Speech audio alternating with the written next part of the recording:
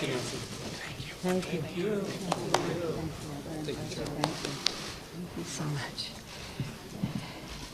Speaking order. Who knows? Good morning, everyone.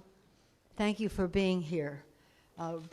Standing behind us and in front of us here are the VIPs, the people who make America work, the working people of our country, who are the backbone of our middle class, the backbone of our democracy. And unfortunately, we meet during a dark time for America's workers. As government is shut down, it's a dark time. Last night, the president spouted more malice and misinformation, appealing to fear instead of facts. The reality is that the president could end the Trump shutdown and reopen government today, and he should. Instead, he is holding the American people hostage to his ineffective, expensive wall and withholding paychecks for hardworking Americans. To some, he is saying, work without a paycheck. To others, he's saying, just stay home. In all of those cases, he's being unfair, not only to the workers, but also to the American people whose services he is depriving, and also to our economy. The president's manufacturing crisis reaches into the lives of millions of Americans. It threatens services and benefits they need to stay healthy and secure. It robs hardworking Americans of their paychecks. Some we will hear from, like Steve Reeves and the 3,200 workers of the AFGE National Local 4060, Holly Salamito and the 5,000 workers of AFGE Council 222, Eric Young and the 3,200 men and women of AFGE Council 33. These numbers are numbers to you, but they are people. They are families. They are resources in our community, and we'll hear from them. And of course, we're very, very honored to welcome J. David Cox, who represents the 700,000 American Federation of Government Employees. Later today, congressional Democrats will go to the White House. We'll have given the president a Republican path forward. We have said to them, we are willing to accept what the Senate Republicans have passed overwhelmingly in the Senate. We'll take your path forward. Take yes for an answer. Instead, he has chosen a wall over workers. The president needs to end his senseless shutdown and reopen the government. And a champion in making that distinction for the president. You want to negotiate on the wall? Let's proceed in a way that is respectful of our security and respectful of our values. I'm pleased to yield to the distinguished Democratic leader of the Senate, Senator Schumer. Thank you, Leader Pelosi, and I want to thank everyone here from AFGE, J. David Cox, and the great workers. And these are the people this is all about. These are people, it could be a Monday, cloudy Monday morning, rainy. They have 100 fever, but they go to work because they believe in what they are doing. They know how important it is to the American people. And to use them as hostages through a temper tantrum by the president is just so wrong, so unfair, so mean-spirited. It ought to end, and it ought to end now. Hundreds of thousands of federal workers are furloughed. 100,000 more are working without pay. In a short time, they're going to miss their first paycheck. And when you multiply those federal workers by their family members, the people they love and care about and who rely on their steady paycheck to survive, you get a better sense of the pain that the president is causing with his shutdown. We've been joined today by men and women who are really dedicated in our VA hospitals and in FEMA and in EPA and in federal prisons. The people behind me represent the real human collateral damage of President Trump's temper tantrum. The president speaks all the time using this shutdown to make our border secure. But the dark irony is he's forcing TSA agents, CBP officers, and prison guards to work without pay. Tell me how that makes America more secure. So the president needs to come to his senses and end this shutdown now. I don't think he persuaded a soul with his talk last night. It was same old, mistruths, divisiveness. Didn't have the effect he had hoped. Speaker Pelosi and I are ready to pass legislation, already approved by Senate Republicans, to reopen the government. And while we continue the debate on border security, we all want border security. There are different views on how to get there. But to hold these people hostage, instead of just letting them do their jobs, which they want to do while we work out our differences, so wrong. Why should we ask TSA officers to go without their hard-earned pay while they protect our airports? Why should we ask food safety inspectors to go without their hard-earned pay while they ensure the food we eat is safe? Why should we ask prison guards to go without their hard-earned pay while they keep the public safe? It makes no sense. None of these things have anything to do with a $5 billion request to fund the wall, which, of course, Mexico is still not paying for, despite what the president said last night. The House passed legislation to reopen the government. It's time for President Trump, our Republican colleagues in the Senate, to accept it. My message to President Trump and my Republican colleagues in Congress is simple. Our federal workers just want to do their job. It's time that you do yours. J. David Cox. Thank you so much, Leader.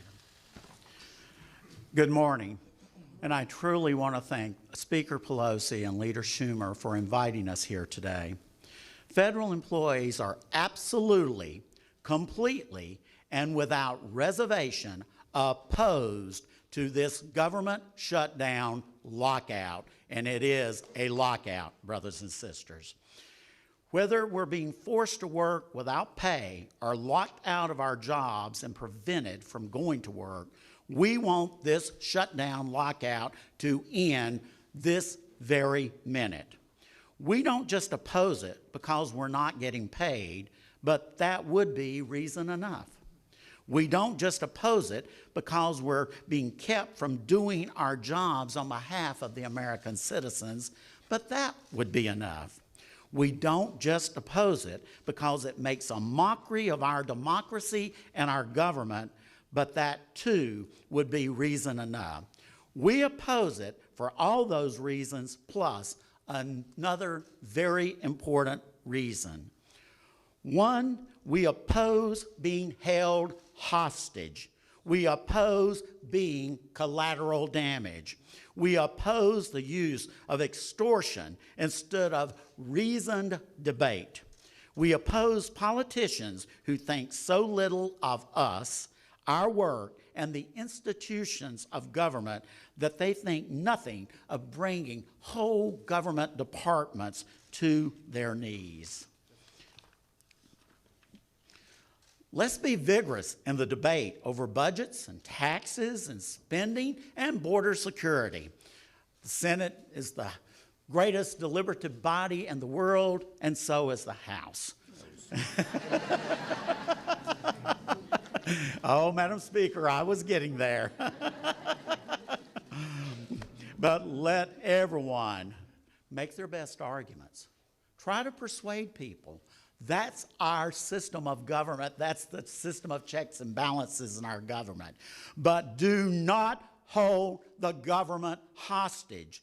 Do not hold our tax dollars hostage. Do not hold federal employees hostage. Do not hold our members' paycheck hostage. This morning, you'll hear from real federal employees who will tell you what's happening all across this country as our members try to figure out how to pay their bills this week without a paycheck on payday. You're going to hear from Eric Young from the Bureau of Prisons and Holly Salamito from HUD and from Steve Reeves from FEMA. And you're going to hear what this shutdown, and it is a lockout, feels like.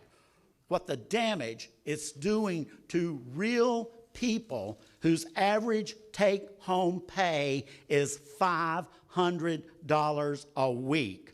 Real families, they need their jobs, they need their paydays, they want to service the American people, and it's time for this lockout to end. Thank you so much, Madam Speaker and Mr. Leader. Thank you.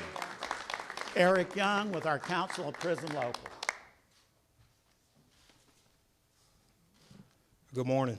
My name is Eric Young, the National President of the Council of Prison Locals. We represent 32,000 bargaining unit employees inside our nation's 122 federal facilities. Federal correctional workers are the lowest paid federal law enforcement officers in government. Many live paycheck to paycheck. Our law enforcement officers start at a low pay scale, at GS 5, 6, 7, as Jay David stated, averaging between $500 and $700 a week. Many of our professionals are single mothers who are being forced to work without pay and still have the responsibility to pay for child care and other expenses like gas to get to work. There are mom and dads who are, in the most cases, a single sole source of income in their household. The workers taking care of their families, their children, the elderly parents. Veterans make up 30 to 40% of our federal workforce. Our veterans took off from their uniforms in the military to put on their uniforms in our American prisons, supervising some of the most heinous criminals in this society than most law enforcement officers would see pretty much in an entire career. Yet our pay is held for ransom. So this shutdown must end. Allowing this shutdown to go on any longer is completely unconscionable. This underfunding, the lack of staffing is so bad, we have secretaries, cooks, and teachers filling in every day behind missing correctional officers. This shutdown only makes it worse. So what does it serve America's public to shut down the government in the name of border security and neglect their internal security and the fabric inside of our federal prisons? We are the faces behind this shutdown. We are the real people working in the Bureau of Prisons, in the Transportation Security Administration, and other federal agencies today, doing so without federal pay. In this shutdown, if something happens to any of our professionals behind this distraction, blood will be on your hands. Stop playing chicken with our lives. Well done. I'd like to introduce Holly Salamino.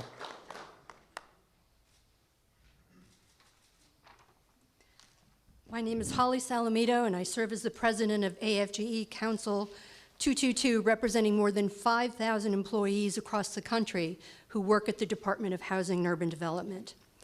This is a very difficult time for HUD employees.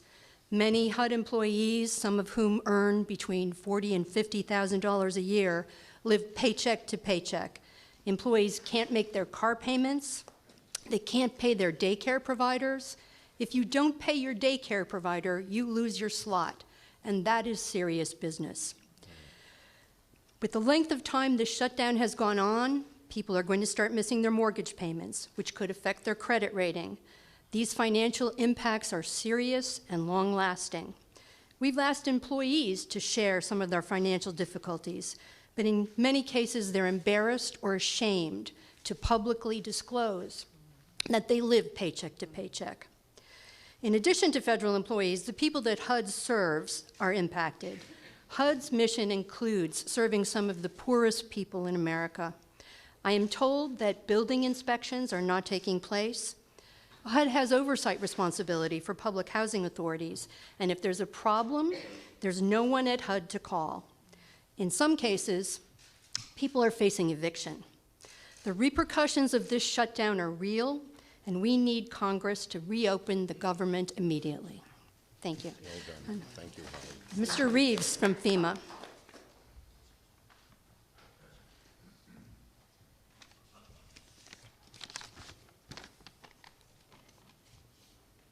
My name is Steve Reeves. I'm a 23-year Army veteran who joined the civil service after retiring from the Army. I'm here today as the leader of the union for FEMA. We have more than 3,200 employees at the Federal Emergency Management Agency. We're just recovering from one of the most active hurricane seasons in recent memory, not to mention the historic wildfires that have devastated California. Ordinarily, this is when we restock, this is when we rest our people, this is when we prepare for the next big disaster. What this means is anyone who needs insurance claims, property damages while we're out, and the American people ask, where is FEMA? We're furloughed. We need the government opened now. Speaker Pelosi. Thank you very much, Steve. Please, to have any questions. Before we do, though, I just want to address something, a couple of things that we heard here. We've heard that many of our public employees, federal public employees, are veterans. Our veterans are very adversely affected by this. If we want to support our veterans, we will not hurt their credit rating. And that's what missing a mortgage, a rental payment, a car payment, and the rest does to everyone's credit rating. As far as credit ratings are concerned, the credit rating of the United States of America will be affected if this goes on as the president says he's willing to let it go for months or years. How irresponsible in that regard. But if you're going to negotiate, it's really important to stipulate to a set of facts. And what the president said last night was not factual. It was not factual. We all want to evaluate what the threat is at the border. We all are committed to strong border security. We have suggested ways to do that, whether it's technology of scanning of cars, other technology, whether it's roads and infrastructure at our ports of entry and the rest. There's a path here, but it is not one that the administration wants to take. They seem to have a disrespect for the role of governance in our country, and therefore for the people who implement make the services available to people. So this is a problem. And so if the president is just going to go on and on about a mischaracterization, now we don't want to underestimate any challenge to our security. Don't get me wrong, we're all committed to border security. But if he's going to misrepresent the nature of that challenge, then we have to say to him, Mr. President, the evidence does not support the threat that you are describing. With that, any questions? Yes, sir. Yes, sir. If this goes on, continues to go on with no end in sight, will there ever reach a point where you have to negotiate a middle ground on money for the border wall and for border security with this president? We have been negotiating. The White House seems to move the goalpost every time they come with a proposal. They walk away from it. Pretty soon these goalposts won't even be in the stadium. So what we want to say to them, if we can come to some agreement, we want it in writing so the public can see it, so it doesn't change. But it's much harder to achieve a good negotiation while the government's shut down. The first order of business, we'll continue to negotiate. The first order of business, open up the government. You heard these people, right? Yes. Open up the government. Open it up.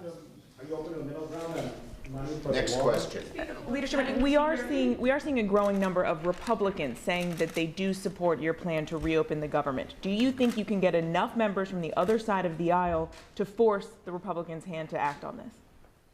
Well, the president has obviously, and I thank you for that question, because it really, some of the responsibility, of course, is on the president, who just has an obsession with this wall, but it's on the Republicans in Congress as well. They know full well that we have to open up government, and we have to do so as soon as possible, and yet they're walking away from their own legislation. This is legislation that passed in the Senate, 92-0 on the floor, and unanimously in committee. So we didn't come up with our own idea in terms of negotiating. We took their idea and said, again, take yes for an answer. and let me say this. Every Republican voted in the Senate to keep the government open when Leader McConnell put the I guess, 30-day extension. It's a little more than 30 days, but the extension on the floor. And so, as Leader Pelosi said, we've tried to make it easy for them. Of the 6 bills that Leader Pelosi and the House passed, 4 passed the floor 92-6, so a vast majority of Republicans voted for them. The 2 that didn't pass committee unanimously, Leader McConnell voted for all of them. So we're trying to make it as easy as possible for our Republican friends to join us in opening up the government. Madam Speaker, Speaker Pelosi has said that he thinks that federal workers are on his side. So I'm wondering if I could just see a show of hands from you. How many of you want to see the government reopened, but also want to see a wall built? Nobody. So, Mr. Cox, what This do you is want? another example of the president and being almost delusionary about what it is. And he says that to us. Oh, the workers are calling me saying, I'll stay out without a paycheck as long as it takes. And that's like, well, give us names. Name names.